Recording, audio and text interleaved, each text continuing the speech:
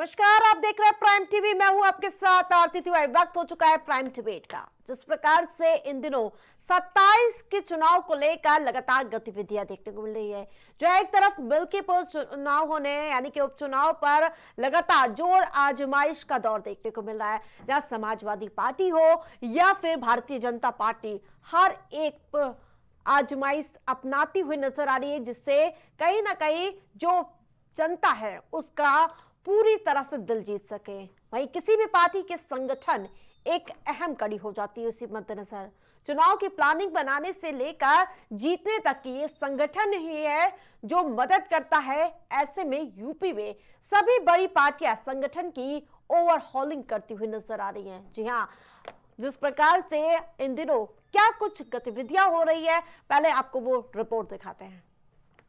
2027 के चुनाव में भले ही अभी वक्त हो, लेकिन सरगर्मियां अभी भी सिमरती नजर आ रही हैं। क्या भाजपा क्या सपा, हर कोई संगठन में बदलाव करता नजर आ रहा है। वहीं बात अगर बसपा सुप्रीमो मायावती की करें, तो मायावती भी बड़े बदलाव में लगी हुई हैं। चुनाव दर चुनाव बसपा के गिरते ग्राफ से कहीं न कहीं मायावती टेंशन में नजर आ रही है। लगातार मायावती बैठक बुलाकर चुनावी तैयारियों में जुटी हुई है। बसपा की इस बैठक में शामिल होने मायावती के भाई आनंद कुमार भी अपने पुत्र ईशान और आकाश आनंद के साथ पहुंचे। आकाश आनंद बसपा के नेशनल कोऑर्डिनेटर हैं और मायावती के उत्तराधिकारी भी हैं, लेकिन ईशान आनंद के लिए पहला मौका है जब वह पार्टी की किसी बैठक में शामिल हुए थे। मालूम हो कि लगातार हर चुनाव में फेल हो रही बसपा अपना नए स्तर से कैडर को तैयार करेगी। बसपा कार्यालय में आज बड़ी बैठक हुई है और उसको लेकर हमारे साथ बसपा के प्रदेश अध्यक्ष मौजूद है। मैं उनसे बात करने की कोशिश करूँ। सर, आज बड़ी बैठक हुई है, क्या मुद्दे थे और क्या निर्देश दिए गए? देखिए, माननीय बहन जी ने अब आगे की तैयारी के लिए हम सभी जिम्मेदार पदाधिकारियों को गाइडलाइन बहन जी ने दिया है। Bahujan Samaj party cadre based party है और बहुजन समाज पार्टी की बूथ और सेक्टर की कमेटी होती है और उस कमेटियों को इकट्ठा करके और जिम्मेदार साथियों को बुला करके प्रतिदिन हर विधानसभा में कैडर कैंप सेक्टर वाइज हमारा चालू हुआ और कैडर के बल पर ही बहुजन समाज पार्टी 27 सरकार बनाने का काम करेगी। सर, दिल्ली में विधानसभा का चुनाव हो रहा है, क्या दिल्ली में भी बसपा पूरी सीटों पर चुनाव पर मजबूती से लड़ेगी? माननीय आकाश आनंद हमारे नेशनल कोऑर्डिनेटर हैं, उनकी अगुवाई में दिल्ली का चुनाव बहुजन समाज पार्टी लड़ेगी और निश्चित है कि पहले से बहुत बेटर करने का काम करेगी। सर, एक सवाल, आखिरी सवाल कि मिल्कीपुर में उपचुनाव होने जा रहा है और बीजेपी और सपा वहाँ मजबूती से चुनाव लड़ रही है, क्या बहुजन समाज पार्टी भी उस चुनाव में तैयारी कर रही है? बहुजन समाज पार्टी का जो उपचुनाव अभी खत्म हुआ है 9 सीटों का, उसी चुनाव के बाद ही तुरंत माननीय बहन जी ने कहा था कि ये सरकार के जो अधिकारी हैं, प्रशासन के लोग हैं और ईवीएम के द्वारा भी ये बेईमानी बड़ी कराते हैं। इसके लिए जब चुनाव आयोग इस बात को संज्ञान नहीं लेता है तो ऐसे चुनाव से हम लोग बहिष्कार करेंगे। चलिए, आपका बहुत बहुत धन्यवाद। ये थे हमारे साथ बसपा के प्रदेश अध्यक्ष विश्वनाथ पाल जी। इनका कहना है कि बसपा सुप्रीमो ने साफ साफ निर्देश दिया है हम लोगों को कि जाकर घर घर और कोऑर्डिनेटर को मजबूत करें, साथ ही साथ जो हमारे कोर वोटर हैं उनको मजबूत करें 2027 के विधानसभा चुनाव के लिए। अगली रणनीति हमारी यही है कि विधानसभा 2027 का चुनाव में बेहतर परिणाम ले आए। देखिए, प्रदेश स्तर के लगाया कि जिले स्तर से अधिकारी मौजूद थे और भी सीनियर साथी मौजूद थे और आदरणीय बहन जी ने हम लोगों को निर्देश दिया है कि आप लोग क्षेत्र में जाओ और सेक्टर स्तर पर कैडर कैंप करो, पार्टी के जनाधार को बढ़ाओ, पार्टी के संगठन को मजबूत करो। मिल्कीपुर चुनाव को लेकर बहन जी ने क्या बोला? उसके बारे में कोई चर्चा नहीं। देखिए, हमारे यहाँ जिले से लेकर के मंडल के सभी कोऑर्डिनेटर सभी लोग मौजूद थे और माननीय बहन जी के निर्देश पर सेक्टर और बूथ कमेटी जो बहुजन समाज पार्टी की है, सेक्टर वाइज हमारे यहाँ कैडर कैंप चलेगा और वो cadre camp Bahujan Samaj party के बारे में, बहुजन समाज पार्टी के नीति रीति के बारे में, महापुरुषों के बारे में ये समझाया जाएगा और 27 की तैयारी की जाएगी। 27 की तैयारियां अभी से शुरू निश्चित कैडर कैंप होगा। कल से खबर चल रही है कि ईशान आनंद की एंट्री हो रही है, आज ईशान आनंद भी दिखेगा, तमाम चैनलों ने। देखिए, माननीय बहन जी जन्मदिन जो मनाती हैं तो उस दिन अपने परिवार वालों के साथ भी बहन जी मनाती हैं, तो परिवार के वो भी एक अंग हैं। हमारे नेशनल कोऑर्डिनेटर के भाई हैं, वो आए थे तो वो भी बहन जी के जन्मदिन पर आ गए मिलने के लिए। मिल्कीपुर चुनाव के लिए माननीय बहन जी जिस दिन उपचुनाव खत्म हुआ था उसके दूसरे दिन ही माननीय बहन जी ने कहा था कि ये जो सरकार है इसके जो अधिकारी हैं और ईवीएम से भी सरकार और अपने जो सरकारी तंत्र के द्वारा ये बेईमानी कराते हैं, इसलिए इस चुनाव को हम लोग नहीं लड़ेंगे।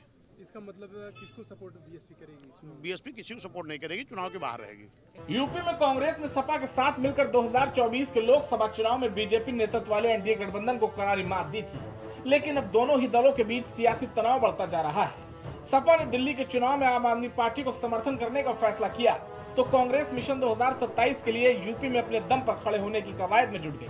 कांग्रेस ने अपने यूपी संगठन को बूथ से लेकर ब्लॉक, शहर, जिला और प्रदेश स्तर तक ओवरहालिंग कर रही है। उसे एक नए तरीके से अमली जामा पहनाने की एक्सरसाइज भी कर रही है। 5 स्तरीय संगठनात्मक ढांचा तैयार करने के लिए कांग्रेस तैयारी कर रही है। इसके साथ ही ब्लॉक और वार्ड कमेटी भी गठित की जाएगी।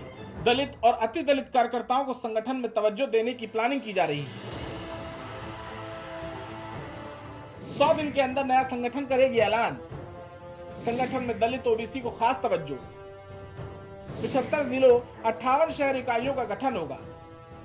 पुराने मॉडल पर बनाया जाएगा संगठन। वहीं दूसरी तरफ सपा और भाजपा भी संगठन को बदलने पर जोर दे रही है।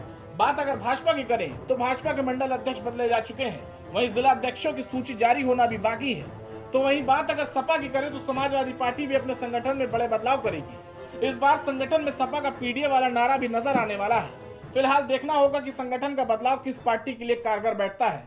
Output desk, prime TV.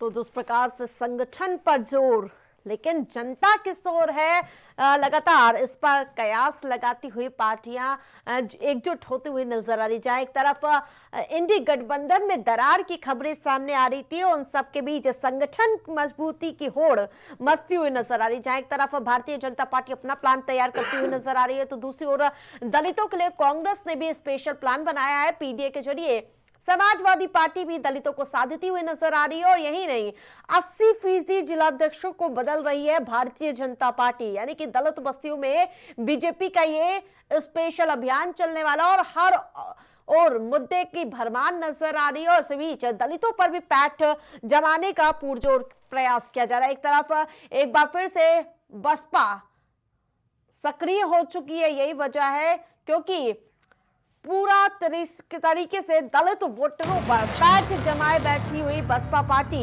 अब उन्हीं की वोट बैंक पर कहीं ना कहीं सेंध लगाने का प्रयास किया जा रहा है। लेकिन संगठन की मजबूती कितनी होगी, राजनीति पर चुस्ती। हमारे साथ पैनलिस्ट जुड़ चुके हैं, पहले उनका परिचय कराती हूँ, फिर चर्चा की शुरुआत करती हूँ। भारतीय जनता पार्टी से शशिकांत तिवारी हमारे साथ जुड़ चुके हैं, बहुत बहुत स्वागत है आपका सर। समाजवादी पार्टी से पूजा जी जुड़ चुकी है, बहुत बहुत स्वागत है। अरशद रजा जी और पंकज रस्तोगी हमारे साथ जुड़ चुके हैं जहां स्टूडियो से, आप दोनों का भी बहुत बहुत स्वागत है। लेकिन सबसे पहले पूजा जी आपके पास जाऊंगी। जिस प्रकार से संगठन में मजबूती का जो होड़ देखने को मिले, लेकिन इसमें दलितों पर लगातार जोर आजमाइश को अपनाती हुई नजर आ रही पार्टियां, उस पर समाजवादी पार्टी का रुख। आरती जी आपको नमस्कार और सभी श्रोताओं को मेरा नमस्कार। आरती जी, जैसा कि आप कह रहे हैं कि लोग दलितों पर जोर आजमाइश करते हुए हैं पार्टियां, तो मुझे लगता है कि बिल्कुल सही जा रहा है। समाजवादी पार्टी ने जब पीडीए का नारा दिया था तो यही तो था हमारा प्रयास कि जो पिछड़े दलित, जो अल्पसंख्यक है, जो महिलाएं हैं जो पीछे रह गई हुई, जिनको अवसर नहीं मिला है, उनको आगे आने का अवसर मिले। और अगर दूसरी पार्टियां भी इस पे काम कर रही हैं तो अच्छी बात है।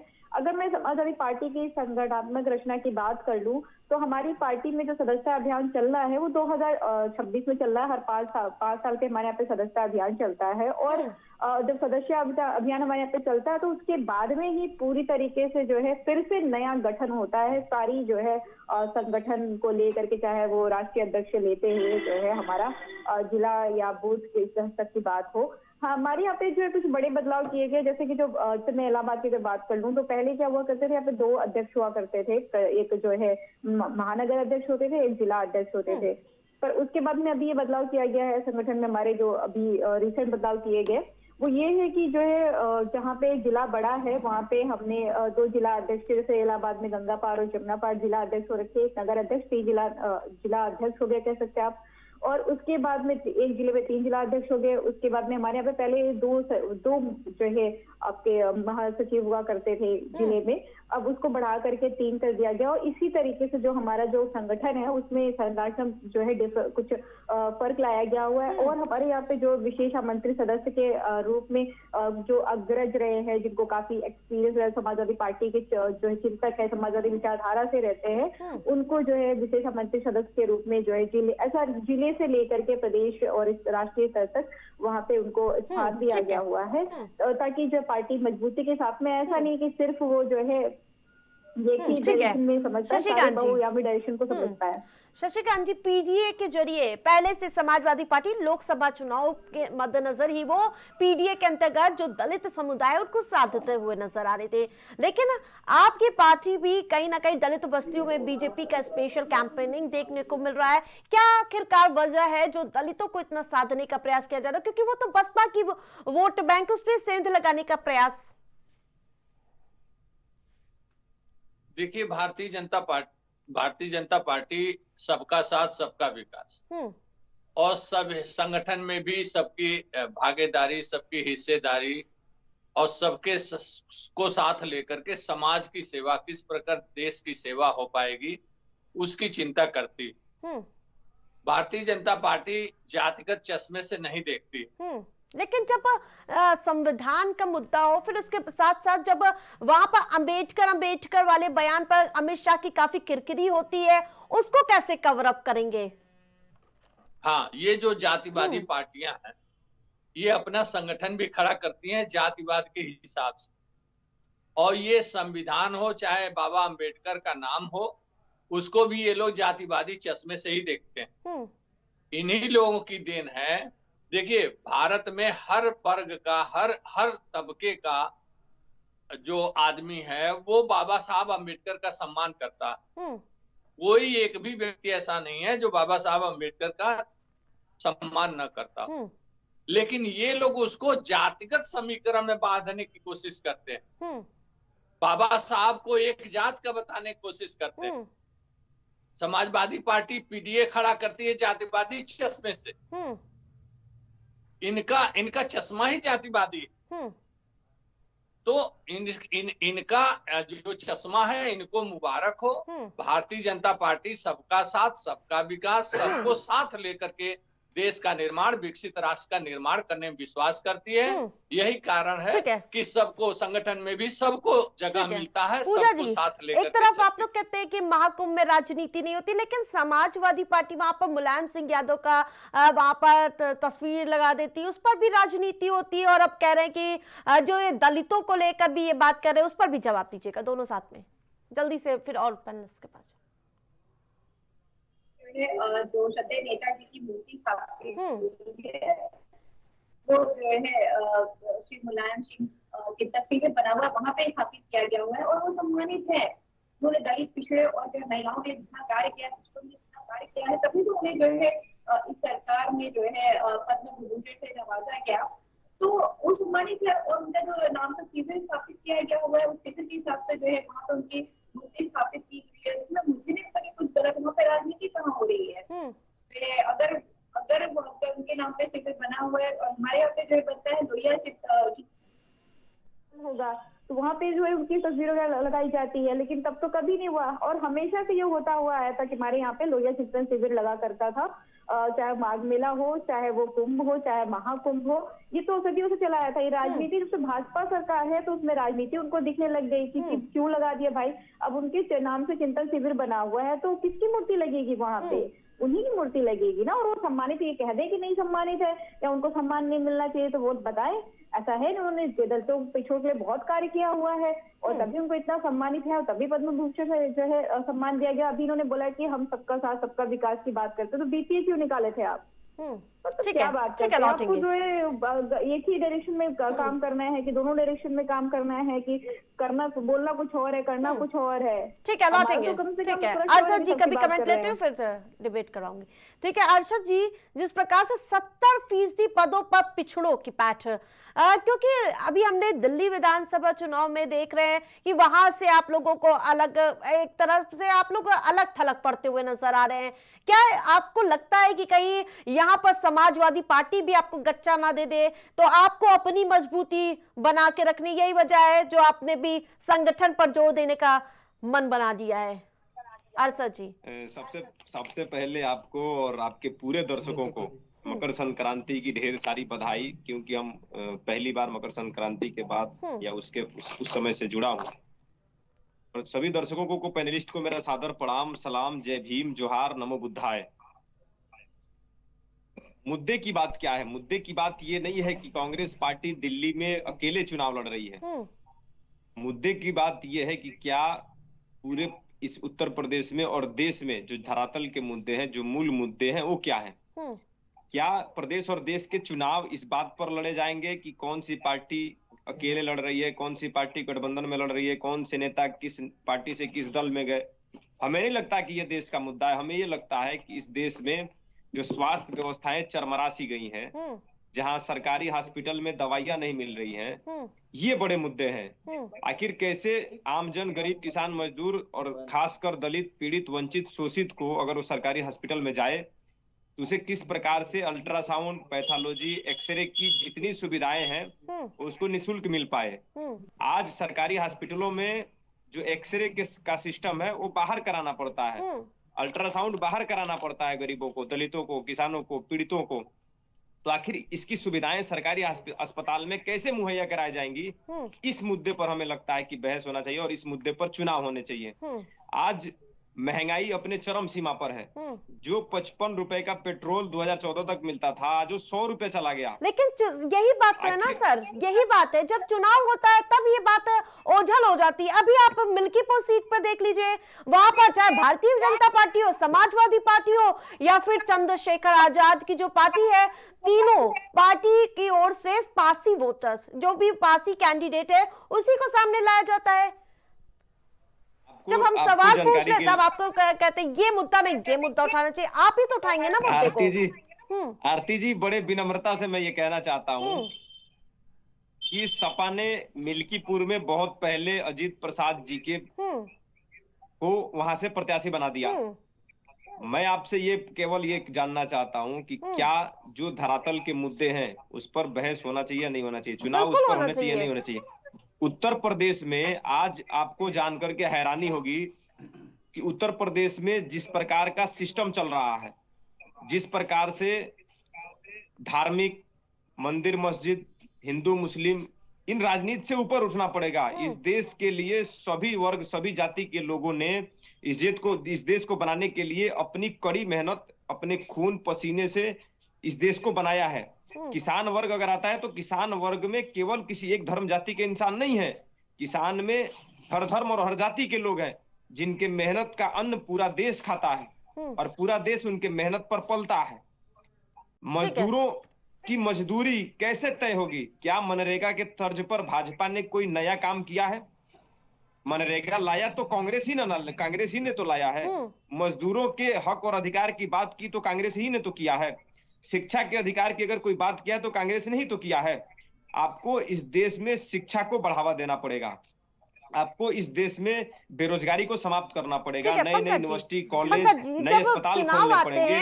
तो पार्टियां तो पूरा समीकरण बैठा लेती है, तब उस दौरान नहीं स्वास्थ्य के मुद्दे आते हैं। विधानसभा में वो हुआ था, संसद का सत्र हुआ था, किस तरह से हमने देखा कि पूरी तरह से हंगामे की बेट चढ़ी। कभी कौन कौन से मुद्दे, तमाम अडानी अंबानी तमाम ऐसे मुद्दे उठे, लेकिन क्या स्वास्थ्य का मुद्दा वहां उठा था?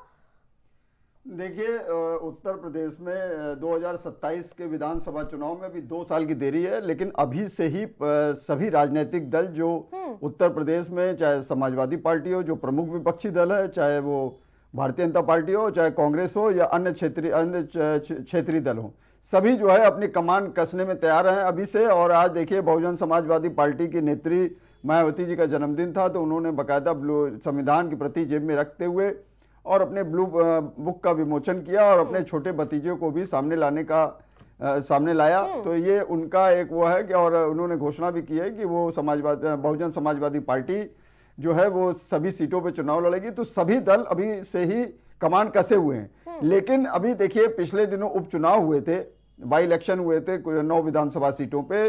तो अखिलेश यादव और समाजवादी पार्टी के जो राष्ट्रीय अध्यक्ष उन्होंने कहा था ये 2027 के विधानसभा चुनाव का सेमीफाइनल है और यही दशा दिशा तय करेंगे। लेकिन उसके बाद उनकी किरकिरी हो गई, वो समाजवादी पार्टी मात्र 2 सीटों पर ही सिमट कर आ गई और 7 सीटें बीजेपी ने अपने पाले में करने का काम किया। तो ये भी मान के चलिए। और दूसरी बात है, कांग्रेस की अगर बात करें तो कांग्रेस ने 60 साल में देश को क्या दिया? 60 साल में कांग्रेस ने सिवाय भ्रष्टाचार के सिवा कुछ नहीं दिया। उनके चाहे राष्ट्रीय नेता हो, चाहे राहुल गांधी हो, चाहे सोनिया गांधी हो, 5000 करोड़ के भ्रष्टाचार में जमानत में है 30,000 रिकॉर्ड से। तो ये सब चीजें भी जनमानस ने देखा है। और सवाल इस बात का है कि आज देश तरक्की के रुक जाइए, सुन लीजिए। अब मैंने आपके बीच में नहीं बोला था। तरक्की के नए आयाम स्थापित कर रहा है, तरक्की के नए आयाम स्थापित कर रहा है। और रहा सवाल की हिंदुस्तान भारत जो है सनातनी आबादी वाला देश है, यहाँ पर 80 से 90% आबादी हिंदू आबादी रहती है जो, और उसका इतिहास 5000 साल पुराना है। तो अगर यहाँ महाकुंभ नहीं होगा, महाकुंभ के चीजें नहीं होंगी, तो कहाँ क्या पाकिस्तान में होंगी?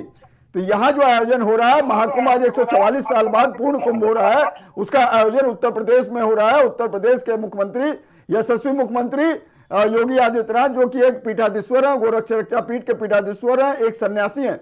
और जब किसी प्रदेश का राजा सन्यासी बन जाता है, मुख्यमंत्री सन्यासी बन जाता है, उसको किसी प्रकार की कोई काम लोभ मोह की इच्छा नहीं होती है, वो जनमानस की सेवा करता है, सेवा भाव करता है। और योगी आदित्यनाथ ने इसको परिलक्षित भी करके दिखाया है। कोरोना काल में उनके पिताजी की डेथ हो जाती है, लेकिन पब्लिक की सेवा के कारण वो उसके अंत्येष्टि में नहीं जाते हैं, उसके बाद जाते हैं। तो ये सब उन्होंने दिखाया, उसी का परिणाम रहा। और जिस तरह से सुशासन का राज कायम किया उन्होंने, तो दोबारा 2022 में उत्तर प्रदेश में भारतीय जनता पार्टी की वापसी हुई। आज तक कार्यकाल रहा है कि कोई भी सरकार को, चाहे वो कांग्रेस की हो, चाहे वो समाजवादी पार्टी की हो या अन्य दलों की, जिसकी भी, लेकिन दोबारा वापसी नहीं हुई। एक बार सरकार बनती थी, फिर सरकार चली जाती थी। योगी आदित्यनाथ ने इस मिथक को तोड़ते हुए दोबारा सरकार बनाया। और अभी देखिए, एक मिनट, अभी देखिए संगठनात्मक चुनाव बीजेपी में हो रहे हैं, तो ये इसी कड़ी में हो रहा है। वहां पर राष्ट्रीय अध्यक्ष चुना जाना है, पूरे प्रदेशों के प्रदेश अध्यक्ष चुने जाने हैं, जिला अध्यक्षों का चुनाव हो रहा है, जिसकी लिस्ट बहुत जल्दी आने वाली है, महानगर अध्यक्ष, प्रदेश जिला अध्यक्ष। ये सब इसी सब देखिए भारतीय जनता पार्टी अपने उसमें एजेंडे में पूरी तरह से कायम है और बहुत जल्द जो है सभी घोषणा हो जाएंगी पदाधिकारी। क्या ये भाजपा के प्रवक्ता थे? एक सवाल पहला। अरे यार, विश्लेषण सुनने का प्रयास रखो। भ्रष्टाचार करोगे और भ्रष्टाचार को न बोला जाए तो बात करेंगे। भ्रष्टाचार कांग्रेस पार्टी का रुख रखिए आप, ठीक है? राहुल गांधी बयान देते हैं तो क्या उसमें क्या बोला जाएगा? जी ठीक है, बोलने की आजादी तो दीजिए, या बोलने भी नहीं देंगे? अरे बोलने का बोलिए आप। देखिए, इन्होंने कहा कि 70 साल में कांग्रेस ने दिया क्या। इनको यही जानकारी नहीं है कि 70 साल कांग्रेस ने इस देश पर राज नहीं किया है। 60 साल कांग्रेस ने राज किया है। उसका अगर आप इतिहास निकाल कर देखेंगे तो 58 साल तक कांग्रेस ने सत्ता में बरकरार रही है और सत्ता में काम किया है। मैं आपको पूछ रहा हूं कि 70 साल में आप जो बार बार ये कह रहे हैं, कांग्रेस ने जो जो चीजें बनाई हैं, आज उसको अगर प्राइवेटाइजेशन किया जा रहा है, बड़े बड़े उद्योगपतियों के हाथों में बेचा जा रहा है, तो आखिर वो किसका बनाया हुआ है? कोई नहीं बेच रहा है। ये सब फर्जी और भ्रामक प्रचार करना बंद करिए। संसद का सदन आप लोग नहीं चलने देना चाहते हैं, महिलाओं का सम्मान नहीं करना जानते हैं, और कांग्रेस क्या बात करेगी? ठीक है, मुद्दे पे आ जाइए आशा जी। तो इस तरह की फर्जी निवेद में एक राष्ट्रीय चैनल में बैठ के फर्जी आक्रामक आप कांग्रेस पार्टी का रुख रखिए प्लीज आशा जी। जिस प्रकार से मैं लगातार पूछती हुई नजर आ रही हूँ कि इस बार क्या पार्टी आपको एकला चलो के तर्ज पर है क्या? मैं ये कह रहा हूँ कि जिस स्कूल में ये पढ़ने गए होंगे, सरकारी स्कूल में, वो भी कांग्रेस का देन है। जिस सरकारी अस्पताल में इलाज कराने गए होंगे, वो भी कांग्रेस का देन है। और अगर सरकारी नौकरियां इनके परिवार के लोग इसके पहले किए होंगे तो भी कांग्रेस के राज में ही सत्ता में ही नौकरी। अरे भाई, तो जो सत्ता में रहेगा उसी दौरान होगा। कोई स्पेशल काम आपने थोड़ी कर दिया। और अब 5 करोड़ 10 लाख फर्जी राशन कार्ड भी आपने दिए। आपके पूर्व प्रधानमंत्री राजीव गांधी कहा करते थे कि हम 100 रुपए बेचते हैं, 15 ठीक है, चर्चा को मैं आगे बढ़ाऊंगी। प्रधानमंत्री मोदी ठीक ने है, उसको ठीक है पूजा जी, करने का ठीक काम है, किया। ठीक है पूजा जी, इसरो, डीआरडीओ, ये किसका ठीक देन है, ठीक है सर जी, लौटूंगी। जवाहर ठीक है, विद्यालय किसका देन है? कंप्यूटर क्रांति किसका देन है? आप हमको बताइए ना। ठीक शिक्षा का है। अधिकार किसका देन है? भोजन का अधिकार किसका देन है? आरटीआई किसका देन है? आप बताइए हमको, प्लीज सर क्या जी, जवाब देकर प्लीज चाहिए? पूजा कौन जी, किया है उसको? पूरे पूजा देश में जी। जो रेलवे चला रहे इतनी, ठीक है, आवाज डाउन एयरपोर्ट कर बने, पोर्ट बने, कौन बनाया है? ठीक है पूजा जी। हालांकि पंकज जी के साथ तो मेरी इतनी बार डिबेट हो गई कि मुझे बिल्कुल ताज्जुब नहीं फील होता है क्योंकि वो एक ही उनकी इच्छा है, वो चाहे एक चश्मे से देखना चाहे, चाहे 2 चश्मे से देखना चाहे, चाहे जो है सिर्फ और सिर्फ भाजपा के नजरिए से देखना चाहे, उनकी इच्छा है, वो स्वतंत्र है, स्वतंत्र भारत के स्वतंत्र नागरिक है। तो आरती जी, जहां तक बात रही उत्तर प्रदेश की, उत्तर प्रदेश से जो 2027 में चुनाव आने की बात चल रही, हालांकि अभी एक चीज पंकज जी ने कहा कि कहाँ पे प्राइवेटाइजेशन हो रहा है, ये झूठ फैलाया जा रहा है। नहीं भाई, बिजली विभाग जो है आपको पता है कि 2020 में उसका प्राइवेटाइजेशन होना था, फिर उसको उस डिसीजन को टाला गया 4 महीनों के लिए। फिर अभी जो है आपको पता है पूर्वांचल के 3 जो है सेंटर्स ऐसे हैं जिसका जो है प्राइवेटाइजेशन ये सरकार कर ही रही है। तो ये तो फैक्ट है कि आप प्राइवेटाइजेशन कर रहे हैं, आप उसको जो है बेच रहे हैं। आप बेच इसलिए रहे हैं क्योंकि आप कह रहे हैं कि जो उसका बिजली का कर्जा है जो बिजली विभाग के ऊपर में, वो बकाया जा रहा है, आप नहीं हो आपसे नहीं जो है कंपनसेट हुआ जा रहा है। हाँ, उत्तर प्रदेश की बात कर ली जाए तो वाकई में जो है कार्य, मुझे नहीं पता पंकज जी किस नजरिए से देखते हैं कि उनको ये नहीं दिखता है कि जितने भी एग्जाम हुए उनके पेपर लीक हुए, छात्र सड़कों पर बैठे, सड़कों पर बैठने के बाद उनके ऊपर लाठी चार्ज किया गया। इनको शायद ये जानकारी नहीं है कि अप्रैल में जो है पीजीटी का एग्जाम होने जा रहा है 2025 के अप्रैल में, जिसका फॉर्म भरा गया हुआ था जून 2022 में। अब जो बच्चा उस समय जो है पीजीटी का फॉर्म भरा था उसने पीएचडी कंप्लीट कर ली हुई है।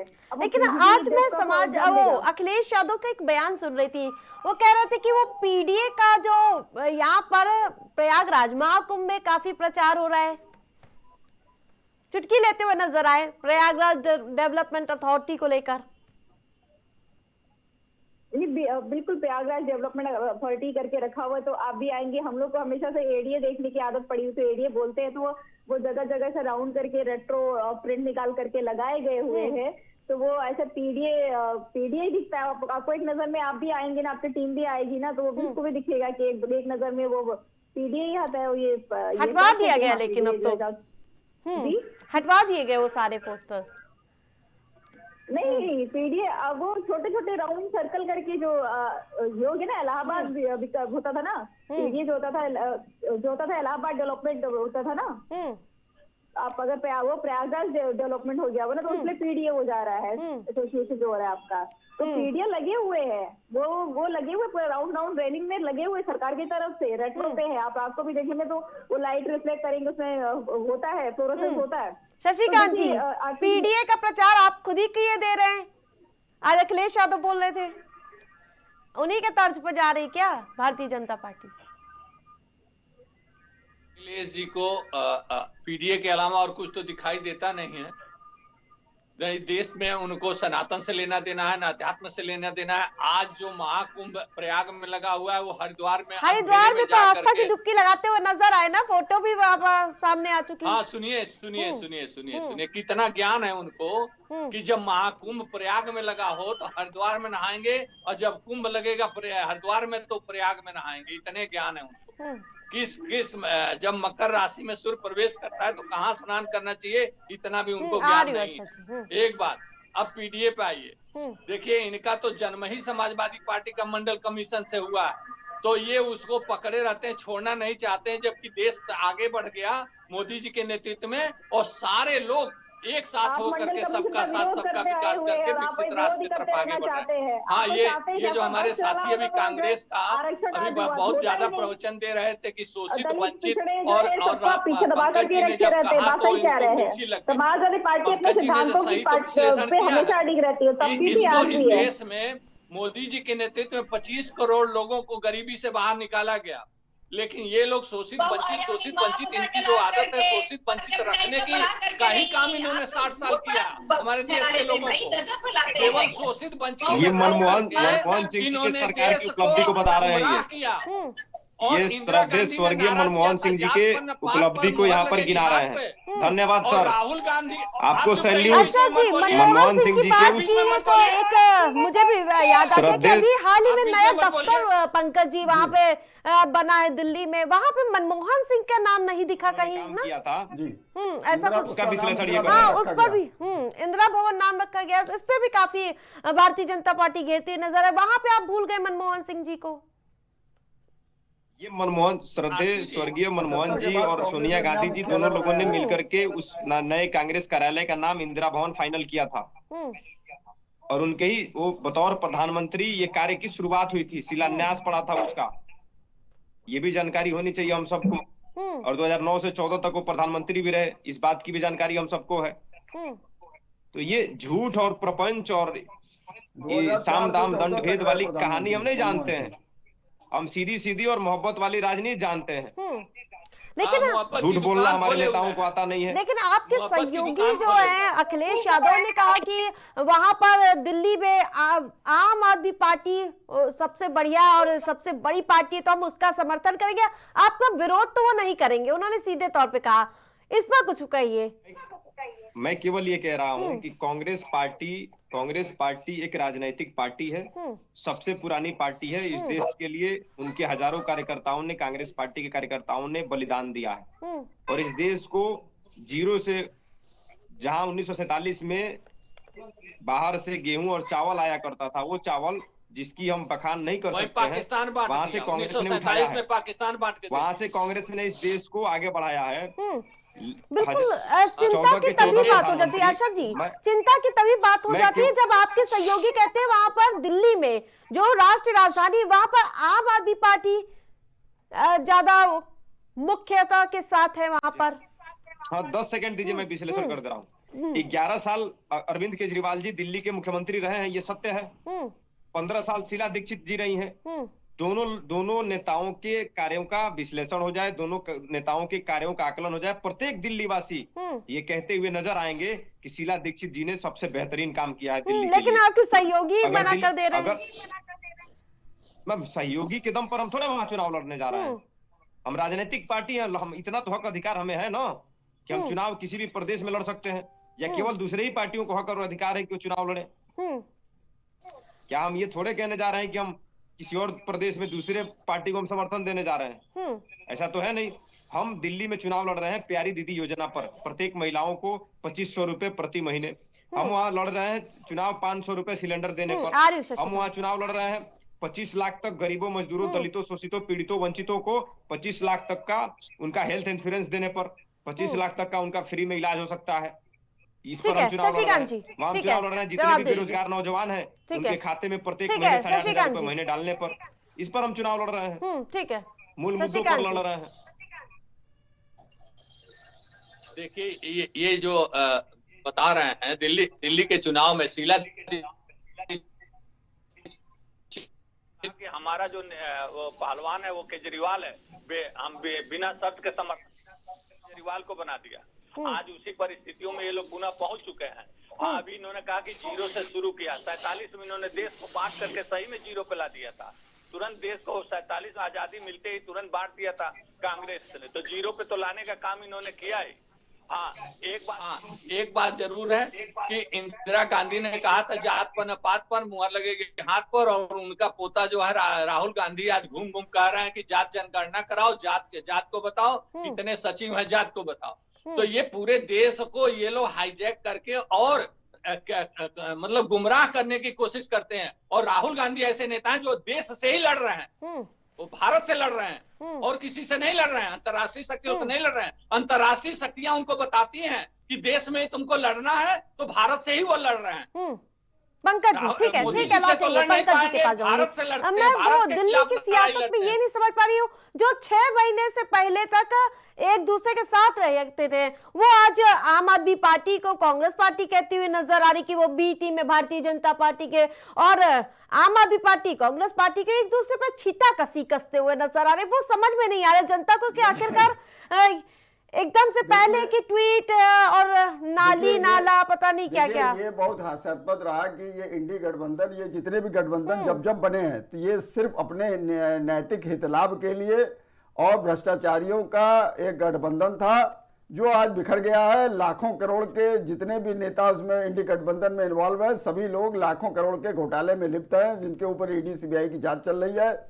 और ये लाखों करोड़ का गठबंधन, ये ठगों का गठबंधन था और इन्होंने लोकसभा का चुनाव निपटाया। उसके बाद सबकी राहें अलग अलग हो गई। आज देखिए दिल्ली में राहुल कांग्रेस और अरविंद केजरीवाल में 36 का आंकड़ा, दोनों अलग अलग सीटों पर लड़ रहे हैं। बाकायदा उनके ऊपर अजय माकन ने एफआईआर भी करा दी और अरविंद केजरीवाल पे। और संदीप दीक्षित भी जो है देखिए टाल की टिप्पणी करते हैं अखिलेश यादव के ऊपर, चाहे ममता बनर्जी जो इंडी गठबंधन का मुख्य हिस्सा है, कि इनके 2.5 वोट भी दिल्ली में नहीं है कि वो 2.5 वोट दे दें, उनके समर्थन करने का कोई मतलब नहीं है।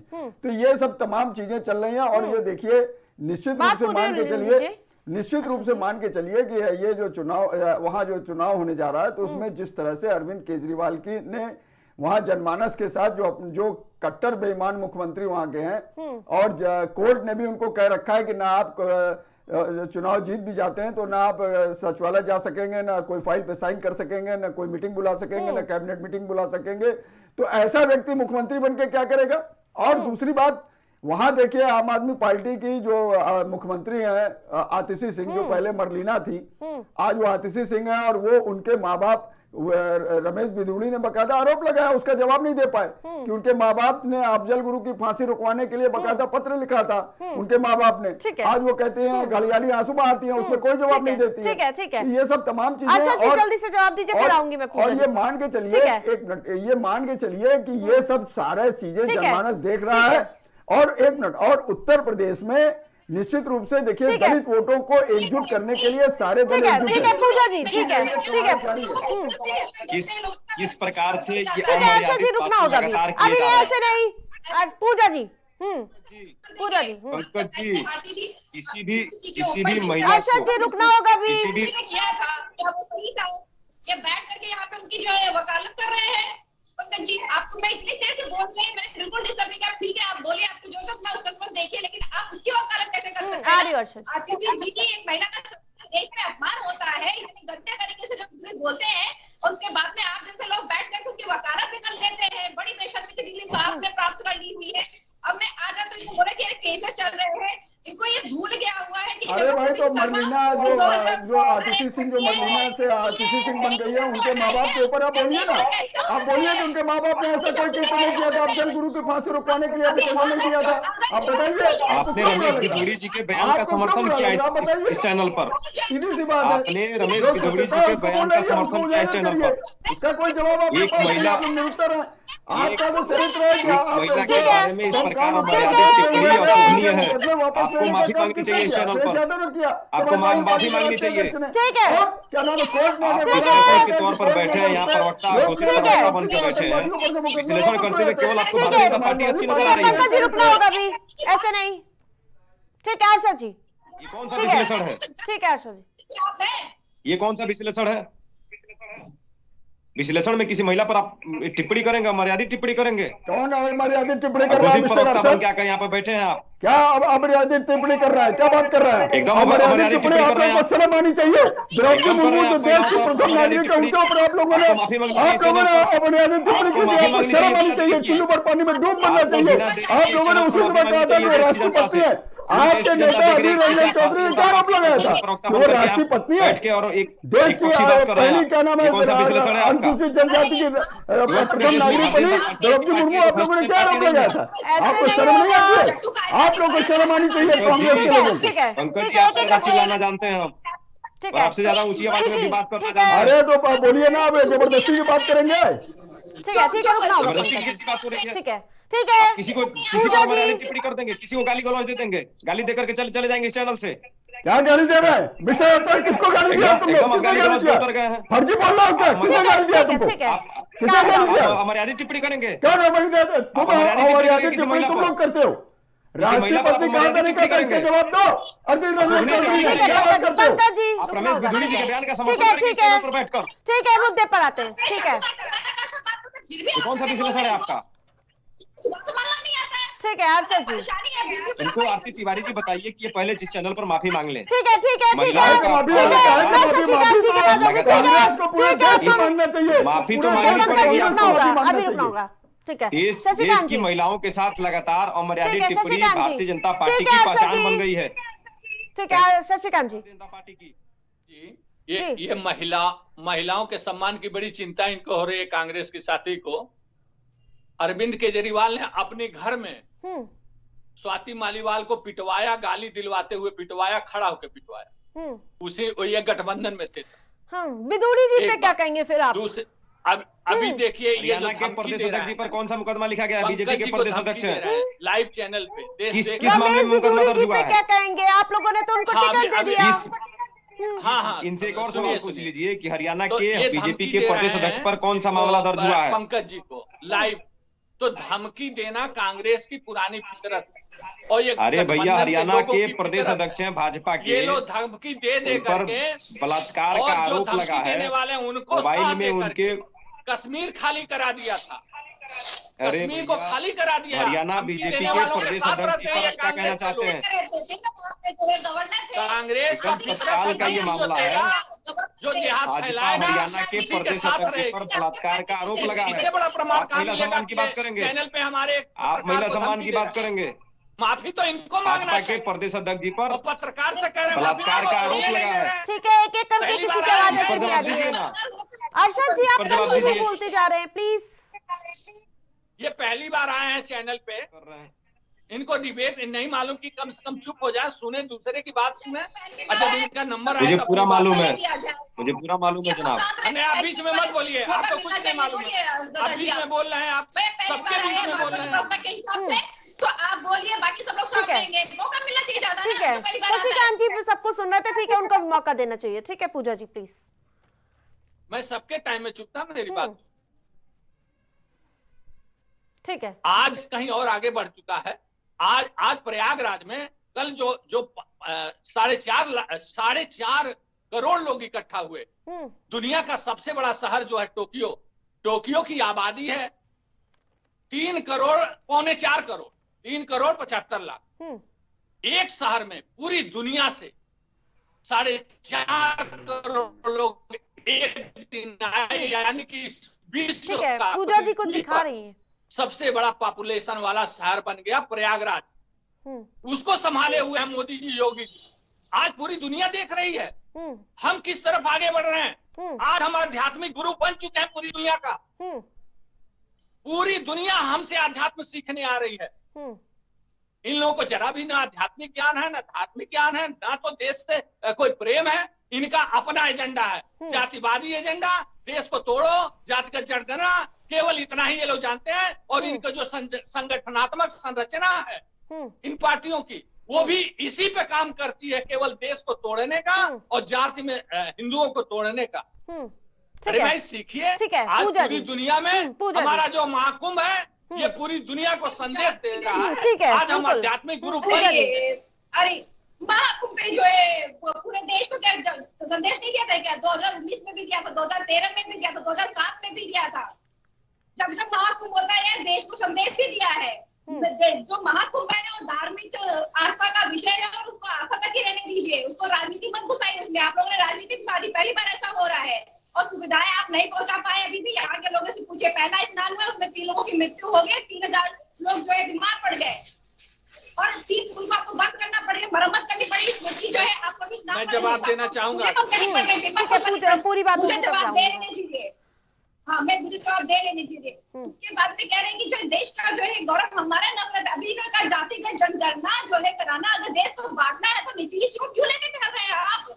उसे पूछिए ना, वो तो कह रहे हैं कि नहीं जातिगत जनगणना बिहार में जो है हमने कराया हुआ है। पहले वो तो तय कर लीजिए कि आपके संगठन दल में जो लोग हैं वो किस तरीके से है। आप जो कह रहे हैं कि आप तोड़ना नहीं चाहते, शुभेंदु अधिकारी के ऊपर ईडी जाएगी, सीबीआई जाएगी, आपके पास आ जाएंगे, साफ सुथरे हो जाएंगे। ठीक है समय कम है, पूजा जी जल्दी से जवाब दे दीजिए। शशिकांत जी जल्दी से 10 सेकंड में जवाब दे दीजिए। ठीक है समय कम है। शशिकांत जी फिर अर्षद जी के पास। ठीक है जल्दी। ये जवाब समाजवादी पार्टी के लिए। 2013 में जो कुंभ हुआ था 14 करोड़ लोगों के आने की संभावना थी। लेकिन 4 करोड़ लोगों की भी व्यवस्था नहीं की। अखिलेश यादव की सरकार थी, उन्होंने सबसे बड़ा धर्मगुरु मान करके अपने चचा आजम खान को सौंप दिया कि कुंभ आप कराइए, आप ही पास कुंभ का ज्ञान है और किसी के पास नहीं है। अब सुनिए, बातें करने जा रहे हैं। इन्होंने केवल 5 पुल बनाया था, जो पांटून पुल बनता है केवल 5 बनाया था, 6वां नहीं बनाया। 5 पुल नहीं बना था। और आज जब, अरे भाई सुनिए, आप बीच में मत बोलिए, मैं नहीं बोला। ठीक है, समय कम, जल्दी से खत्म करिए अपनी बात शशिकांत जी। और जब आज 25 ठीक है, अर्षद जी के पास जाना मुझे लास्ट कमेंट में। आज 25 पुल बना तो 24 पुल बनने के बाद 25वां पुल का फोटो खींच के अखिलेश यादव ने ट्वीट कर दिया। ठीक है, कि 25वां पुल नहीं बना है और 42 ठीक है, आप दोनों को रुकना होगा अर्षद जी। ठीक है, ठीक है, ठीक है, रुकना होगा। ठीक है पूजा जी, अर्षद जी, ठीक है, ठीक है, लास्ट कमेंट। देखिए ठीक है पूजा ये जी, महिला सम्मान की बात कर रहे थे, जहां एक तरफ भारतीय जनता पार्टी के प्रदेश अध्यक्ष, उनके खिलाफ बलात्कार के आरोप पर एफआईआर दर्ज हुआ है, तो वहीं दूसरी तरफ मध्य प्रदेश के बीजेपी के नेता हैं अजीत पाल सिंह चौहान, उन पर भी, वो भी गिरफ्तार हुए हैं बलात्कार के आरोप पर। तो भारतीय जनता पार्टी के नेताजी लोग तो महिला सम्मान की बात उनके मुंह से बेईमानी लगती है। मैं केवल ये कह रहा हूं कि क्या भारतीय जनता पार्टी के नेता लगातार ऐसे नृशंस घृणित कार्यों में क्यों लिप्त पाए? इस पर जवाब भारतीय जनता पार्टी के प्रवक्ता महोदय को जरूर देना चाहिए। ये और जो मेरा मुद्दा है, जो दलितों पर पैठ बनाने का, उस पर 10 सेकंड में जल्दी से जवाब दे दीजिए बस। ठीक है, देखिए, ये दलित बंधुओं का सम्मान, शोषितों पीड़ितों का सम्मान कांग्रेस से बेहतर कोई और दल नहीं कर सकता है। उसका उदाहरण मल्लिकार्जुन खड़गे जी राष्ट्रीय अध्यक्ष के रूप में कांग्रेस के सबसे शीर्ष पद पर बैठे हैं, ये उसका प्रमाण है। उन्होंने इससे सनातन बड़ा को प्रमाण खत्म करने के लिए कुछ कहा और नहीं हो सकता है। बाबा साहब अम्बेडकर को प्रारूप समिति का अध्यक्ष, खत्म कर देंगे। प्रारूप समिति का अध्यक्ष बनाया गया। संविधान सभा में उनको ये पूरी छूट पूरी तरह से उस सभा के लोगों ने दिया कि आप एक बेहतर संविधान बनाइए जिससे पूरे संविधान निर्माता बाबा साहब अम्बेडकर का जितना तिरस्कार और जितना अनादर कांग्रेस पार्टी ने किया, उतना किसी ने नहीं किया। इसीलिए देखिए, उनको 1990 तक इंतजार करना पड़ा, तब उनको भारतीय जनता पार्टी के सहयोग से जब बीपी सिंह की सरकार बनी, तब उनको भारत रत्न मिला। और जब देश में नरेंद्र मोदी की सरकार बनी तो 5 तीर्थ बनाए गए अम्बेडकर के, जो के तीर्थ के रूप में विकसित हुए।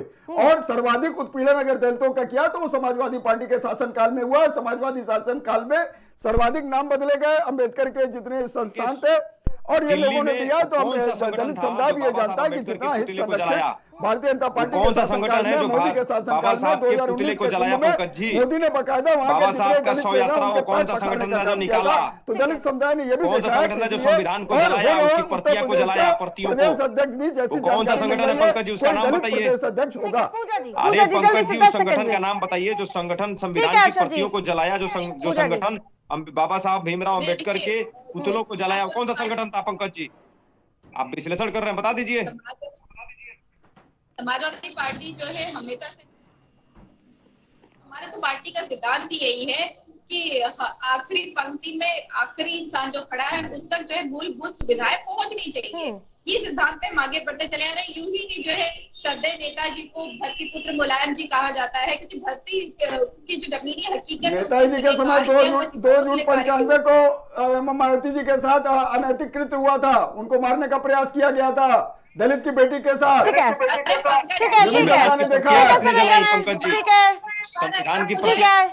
ठीक है, आप सभी पैनलिस्ट का हमारे साथ जुड़ने के लिए बहुत बहुत धन्यवाद। लेकिन जिस प्रकार से 27 के चुनाव में भले ही अभी वक्त बचा हो, लेकिन सरगर्मियां बढ़ती जा रही है। भले अभी मिल्कीपुर में उपचुनाव होना बाकी हो, लेकिन क्या भाजपा, क्या सपा, हर कोई संगठन में बदलाव की ओर चलता हुआ नजर आ रहा है। लेकिन देखने वाली बात होगी कि बसपा अपने खोए जनाधार को कैसे वापस लाती है, और वही कांग्रेस पार्टी भी पूरा दमखम बिखेरती हुई नजर आ रही है। लेकिन 27 के चुनाव से पहले क्या कुछ सियासी गतिविधियां देखने को मिलेगी, वो देखने वाली बात होगी। लेकिन प्राइम डिबेट में मेरे साथ मिला लेते हैं, देखते रहे प्राइम टीवी।